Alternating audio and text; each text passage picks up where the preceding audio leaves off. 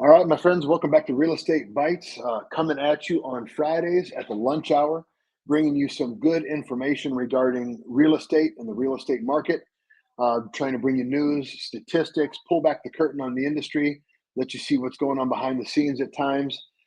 Today, I'm bringing on my friend and a frequent guest and contributor to Real Estate Bites, Jay Sloan. Need to talk to him about some things that are going on here in the market. But before I bring Jay on, if you look closely, you might notice something amiss around here. And you're right. So to answer any questions, your boy took a shot Monday night at jiu-jitsu class, a direct hit with one of my sparring partner's heel right to the eyeball. Needless to say, it hurt like hell. And it's left a mark behind. So that's what's going on there. All right. At this point, I'm going to bring on Jay, the mortgage guru Sloan, up to the stage here. Mr. Sloan, how you doing, man? Hey, thank you. I'm doing great. Thank I'm you, doing man. a lot better than your eyeball. Listen, man, as always, I appreciate you coming on and sharing your insight and your wisdom and your market experience with us. Yeah, Couple sure. things that we wanted to talk about today, rates and how it's affecting consumer sentiment. Plus, there's some big news in the market that you believe both buyers and their agents should be aware of. So let's start with the rates, my friend. Tell me what's going on with rates and how it's affecting your customers and how they're feeling about the marketplace. Yeah, well, rates have dropped for the 6th week in a row. So rates are at the best point that they've have been since like December, which is fantastic. So it's causing a lot of buyers to come out, start to actually get back in the market again, which is great and also not great. So as rates continue to improve, it's going to apply more pressure to the market. But you can get in the low sixes, and even on government financing, VA, FHA, USDA, you can even get in the fives right now. So we're seeing two things. We're seeing a huge uptake in actually buyers getting back in to get pre-approved, right? And then we're also seeing refinance applications take up a bit because those buyers that may have bought at the height of the rate market, which was about a year and a half ago ish, their rates were 7.25, 7.5, 7.75 in some cases with some first-time homebuyer programs. So I'm doing a lot of streamlines, and right now 40%, believe it or not, of the market or mortgage applications are from refinances. So people are reaching out to those rates were upwards of so 8%, right, Jay? I mean, those right. rates were upwards of 8%. People were still buying homes then, so great time to refi for those folks. Sorry for interrupting. No interruption. No, you're completely good. And the thing is, too, that's a great point, is that now people are also sitting on equity, Jonathan. So they might have bought 2.5, 3 years ago, got that higher rate at 7.25, 7.5, close to 8. And then now they can refinance 6.25, 6.5, possibly even take equity out, get out of PMI or do a single premium finance PMI. There's just a lot of options out there to lower their payment, which is really needed right now, considering we're still having inflation issues and things like that in particular. So people are either doing one of two things. They're doing debt consolidation refinances. They're doing streamlined refinances. But it's great to see that the market is starting to get a little bit better on the rate sentiment, at least. So that's good. We're still having inventory issues. I'm sure I don't have to tell you, but at least the rate Talk market. about it later today in the program. Absolutely. Yeah, for sure. So it's good. So as I always say, best time to buy was yesterday. Second best time to get started today. So get ready to get ready, meaning start taking a look at your options. There's a lot of first time home buyer options that are still, they're in the low sixes. That can increase somebody's buying power instead of going like at 7%, just to give you an idea. That gives somebody 6.25 versus 7%. That could give somebody an additional $150 a month buying power. That's a big deal. You with me? Yeah, I am. We're having some technical difficulties. It's very choppy. You're cutting in and out. Hey, John, can you still there? Yeah. Okay. I got you now. Do you got me now? Yes. Okay. All right. Awesome. Here, let me just check my internet's fine. I don't know what's going on. I'm sorry about that. Yeah, there's a little bit of lag back and forth. And then I don't have an answer for you either. Okay. Is there? Do you want to go right into what's happening with Rocket? Let's do it, man. Talk about it.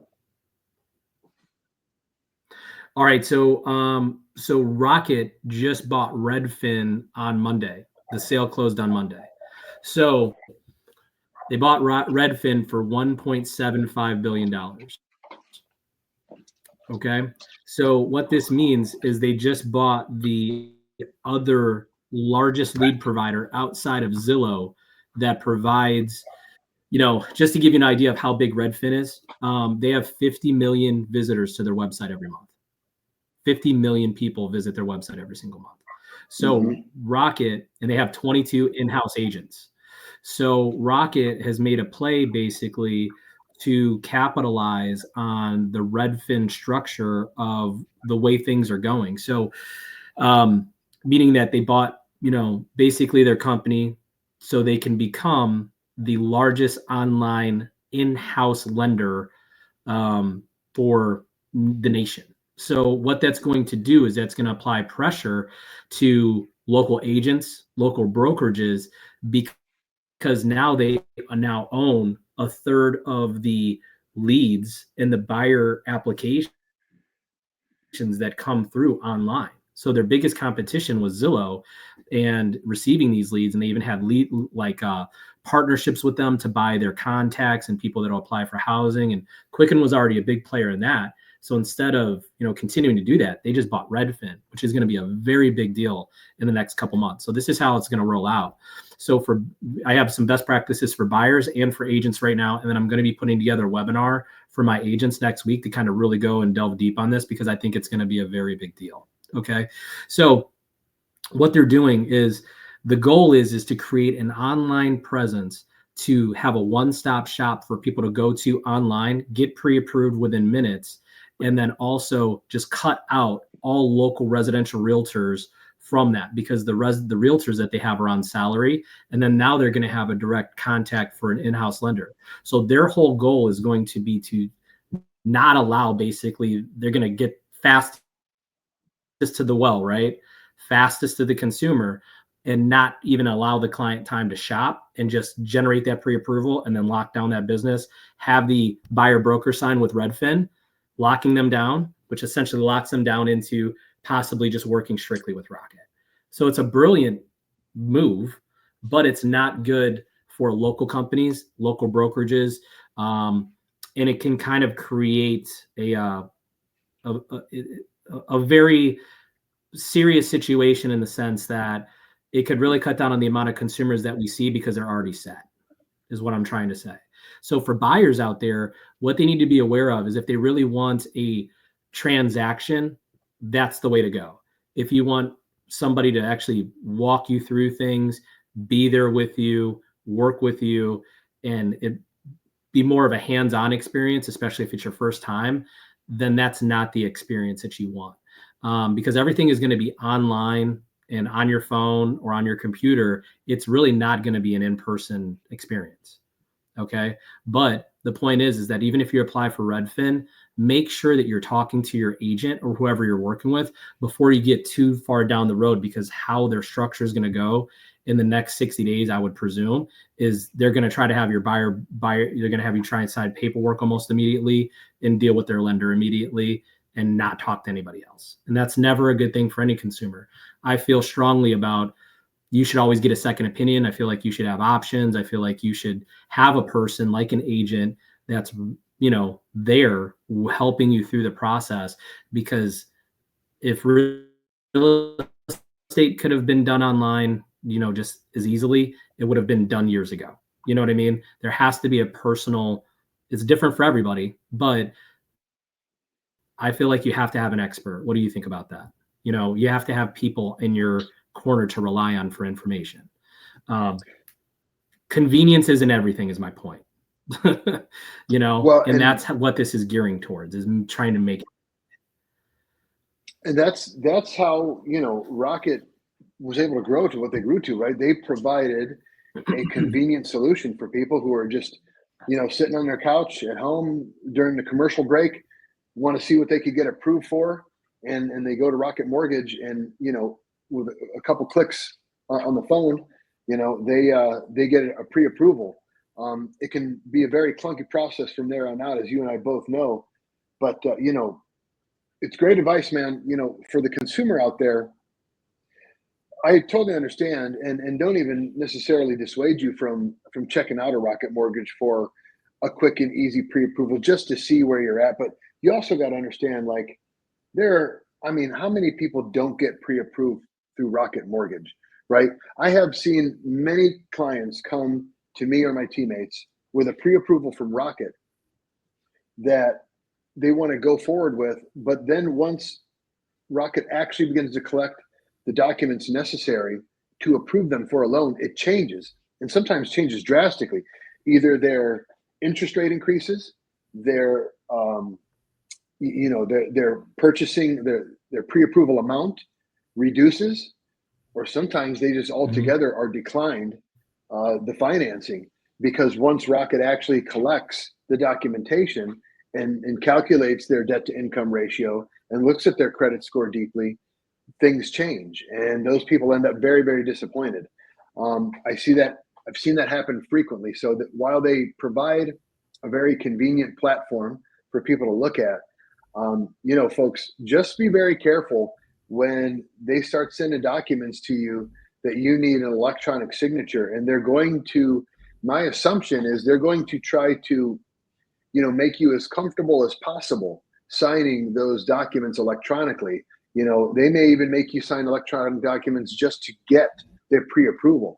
I don't know if that's in the play.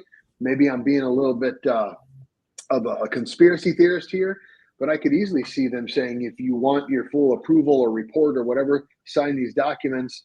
And if you're not paying attention, you're signing an exclusive representation agreement with a Redfin agent who you never even thought about, right? I mean, these are all possibilities, aren't they? Mm-hmm. Yes, they are. I mean, because you can, as you know, you could have a buyer broker agreement signed before I even pre-approve you. So, that could happen. And this is, the process you talk about, and I'm not trying to say, we're talking about Rocket for this single example, but most online issues that people complain about with your Loan Depots, Rockets, a lot of the online big box lenders that are out there, is that they don't vet the information for the buyer up front, to your point. And that's why it becomes a clunky process down the road, why their pre-approval amount drops, their interest rate changes because they have to change products. Like, there's a lot of things out there. And I mean, you have to have some finesse as far as like making sure that their documents are in line. There has to be a process, and a person does have to review. So that's what I'm saying. And we have to be careful, buyers falling into the trap of just applying, getting really excited about their pre-approval with none of their information vetted. That's a very slippery slope and can lead to people just leaving the market because they get, put into this process that they do need some TLC and some hands-on, and it's anything but that. So, in my concern, the reason I'm talking about this is just a third of the people that apply online are applying at Redfin or applying through Redfin for properties and mortgage info. That purchase is massive, right? So that's what I'm just saying. Just be careful if you're going through Redfin. Make sure you're not signing anything. Talk to a trusted agent locally. Always, they know the market, they know what's going on, and they're going to, guide you the right way based on, and honestly, with what's left after what happened this year, with the amount of people that have left the industry, lenders and real estate agents, a lot of people now, not everybody, but a lot of people now know what they're talking about. And this is what happens in a shift of markets, right? So, talk to Jonathan and, get a good idea on what's going on in the market before you sign anything, and always get a second opinion is the whole point of all this. Just because there was 300,000 loan officers just 2 years ago, guess how many licensed LOs there are now? 90,000 nationwide. A third of loan officers have left the business. That's incredible. I'm sorry, a That's third absolutely incredible. Yeah. That's incredible, right? So like the, last of the Mohicans are left, man, so to speak. So, yeah, so that's my best practice. Yeah. Another point I wanted to make real quick. We talked about it being clunky, and here's another reason it's clunky out there, folks. And this is a huge consideration. When you have these monsters, the Rockets, the Loan Depots, the USAAs, these are gigantic corporations that operate nationwide, And the thing is, you go online and you fill out your application there, and the first line of contact after you fill out your application is a loan originator. And so you may speak with them briefly, and they take a little bit of additional information and they officially enter you into their system. And you work with them until you get under contract for the home. And then they move it to a processing department. And that loan originator, who you've talked to and told everything, and they know the whole situation, they never look at it again. Now it goes to a processor who can be very, very difficult to get a hold of. Oftentimes, you don't get a hold of them. The only time you hear from them is when they reach out to you for more information, or for when the loan process advances to the next step or milestone. And it can be very, very tricky for agents and consumers alike to communicate with them. The one hand doesn't know what the other is doing. The processor doesn't know what sort of information has gone back and forth between you and the originator. The originator is long gone. That's off their desk. They're trying to work on the next person that comes to them through the online portal, and then the processor is working with underwriting. And because this huge organization, which is distant from you, as the consumer, is doing these things, you have no clue what's going on behind the scenes, and it can be very, very stressful. You don't get information on time.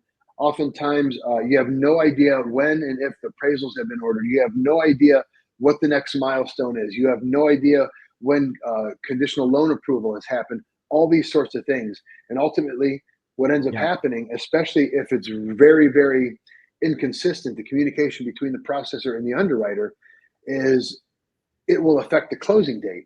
And I don't know, Jay, I've been saying this now for 2 years, but underwriters have lost sight of the end user and the client and the consumer in a way that really frustrates me and makes me sad, because they no longer seem to care about closing dates. They no longer seem to care about the fact that you are upsetting lives of multiple families. They don't care that you and your husband, your wife, your partner, whoever, have a bunch of friends and family who took off work to help you move that weekend. They don't care that you lined up moving trucks. They don't care that you got all these things going on and your whole life is turned upside down through this gigantic and stressful transaction in your life. And they just, I had a deal not too long ago, Jay, where they gave us clear to close. And on the day we were supposed to close, they asked for more conditions. It blew my mind, and it pushed everybody out multiple weeks. I'm seeing this time and time again, where underwriters are coming in towards the end of a deal, asking for more conditions, making a condition where that was supposed to have been cleared, and it's affecting closing dates. I got so many questions. Going for the timeout. Go ahead. What you got? No. I was just asking. No, I just had so many questions. So who gave you the clear to close? Just real quick, was it the loan officer that said, "Hey, we're clear to close"? It was their processor. It wasn't even the loan officer. The processor sent the loan officer, both agents, and the buyer an email saying, "We have clear to close on this loan." And then that should be impossible. That should never happen. Correct. Yeah, that should never happen. She might have spoke out of turn and put them in a really bad position with you, because when we have clear to close, there should be no outstanding conditions. There should be no prior to fund conditions. Everything should be done. We should be able to close and fund the next day or the day after, just depending upon what time of the week it is. That's really, really bad. I just had to know more about who told you that you were good. So I think that's but I agree with you. Getting back to your point about underwriting, it all goes to, though, and I feel it's the responsibility of the lender, though, me and your lending partners, though, to make sure that the loan is structured properly and submitted the right way through an actual process, which I think is your end of result. Everything you're talking about is that they haven't figured out that end result in the big box world yet. They haven't figured out that it's just not another loan number. It's actually, Dave and Molly buying a new house, right? And there's no other way, but they're real people. They need to meet these deadlines, but they don't really care because they're following their process, which is not really built for purchase yet. And that could be the case. It could not be the case. It's lender to lender, but a lot of big box companies have had that issue in the way they submit deals, you're right. It gets lost. A processor follows up instead of the loan officer. It gets handed off to this big team. So then you forget who you're even dealing with. And it just becomes a headache instead of an actual exciting process. Like, hey, we're buying our first house, or we're upgrading our family, or buying a vacation home, or whatever. Instead of the excitement of the transaction, it gets filled with dread. And that's what I'm concerned about with not only the buying side, but also the agent side of what this means. It could be great and they could revolutionize the industry, but they can't do that without pushing some people out. And I think, my friend, we're the people that are trying to get pushed out of the side of the process that actually make the process more human and more, have flow to it and keep people excited and engaged and actually looking for their keys and hitting those closing deadlines. So you have your whole family showing up and they're moving on that day.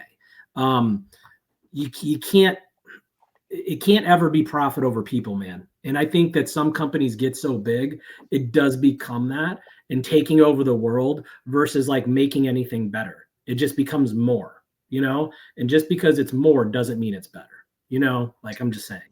Yeah. Hey, I think the biggest problem that some of these folks have, or these giant companies, is in order to try to hit economies of scale, in order to try to, affect their bottom line. These are publicly traded companies we're talking about now. They've got investors and, they've got shareholders that they got to keep happy, right?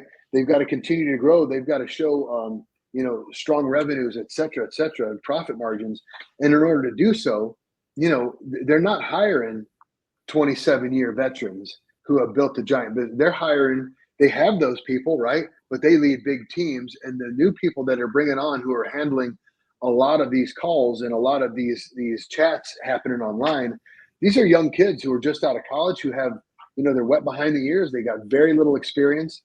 Man, I've been hearing since I started that things like Zillow is going to kill real estate agents, then Redfin, then Compass.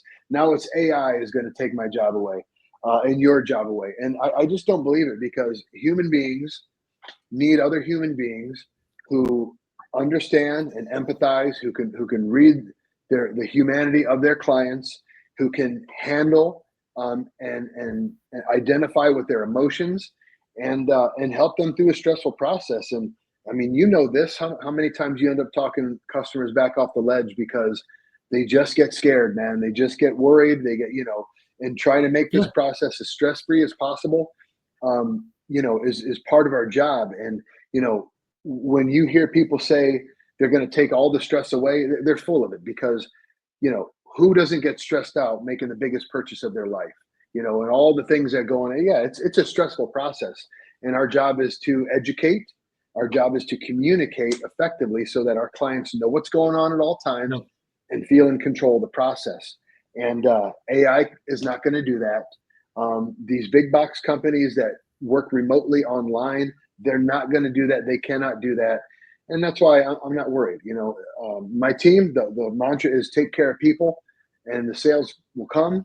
And it's proven itself since we started in mid 23. And I know it's going to keep doing so, because people want to work with other people, especially in highly emotional situations. And I absolutely hope you're right. It's just, and I agree with everything that you said. So here's a couple best practices that I would just say is, so since the merger just clicked in, the merger just happened, it's going to take at least 2 business quarters usually for there to roll out a process or marketing or whatever's going to happen, because the sale just happened. So a couple things, just keep your buyers close. We don't want, the way you service people, you're going to have no idea, no problem with that. But just for those that don't have, I'm just saying this to all agents that are listening. Make sure you keep your buyers close. You follow up with people like you're absolutely taking care of them. And, if they work with you, making sure you get your buyer broker agreement signed for sure if they want to move forward with you as soon as possible. Develop processes with your lending partners is my second bullet point. Make sure you're tight, because what you're going to be doing is your process is tight, because you're going to be competing against an option they're going to be marketing it as like, get pre-approved in minutes, get your agent in minutes, ease, convenience, all this stuff. You're going to be directly competing against that. Seriously. So that's how they're going to run it.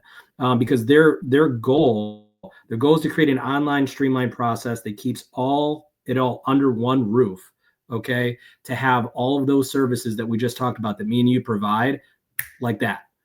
Mm-hmm. So keep your people tight, keep your process even better, and make sure your lending partners are on weekends, and you're keeping the giving the referrals to people who are going to pick up the phone, because if you wait that weekend and they need a pre-approval, we all know how that goes. Banks aren't open, other stuff. So yeah, just make sure you have a really good process. You have a lender that has an app for convenience and things like that if they're not available, because we're running our kids around to sports stuff. We have things going on too. We can't be available every second. But this maybe a little bit more available, and because we're going to and make sure your buyers are aware of, like, hey, convenience isn't always the best. And that's how I usually get the Veterans United or go up against Rocket, is just because it's convenient doesn't mean it's better, or they have what you need specifically. That's why you always want to seek a second opinion. So those are my 3 takeaways for the moment. But yeah, I mean, I think it's a big deal, and I think people should be aware. But you're right. I think people want to deal with people at the end of the day. And I think that as long as you do a good job of it, you have nothing to be worried about. Hey, man, that is a great place to wrap up. I really appreciate you once again, Jay Sloan, coming on, spitting some wisdom at the people out there, and educating me while you're doing so. I love you, brother. Hey, one final question before you go. There, in some spheres, you are known as Roundhouse. When are the F3 boys ever going to get to see you in the gloom again? Hey, man, I'll be in the gloom. I'll be in the gloom soon. It's starting to warm up. I'll get out there. Roundhouse will make an appearance for everybody, and yes, and bring some love back to the group. All right, some Roundhouse love. Sounds great, man. I look forward to it. I forgot all about that nickname, man. You hit me with a blue with that one. I like it. Yes, sir. I didn't forget. All right, thanks for having me on, man. Appreciate you. As always, thank you, Jay. Right. We'll talk soon. All right, that was Jay Sloan, educating us about what's going on with rates and how it's affecting people's mindsets, as well as the upcoming massive news regarding Redfin's acquisition by Rocket Mortgage and what that might mean to both consumers and agents. All right, guys. Thank you. I apologize. I know we had some. It was pretty choppy at times there during that interview. Thank you for sticking with me and bearing through that. Appreciate you guys. As always, take care of yourselves. Take care of one another. Love you, people. See you next week.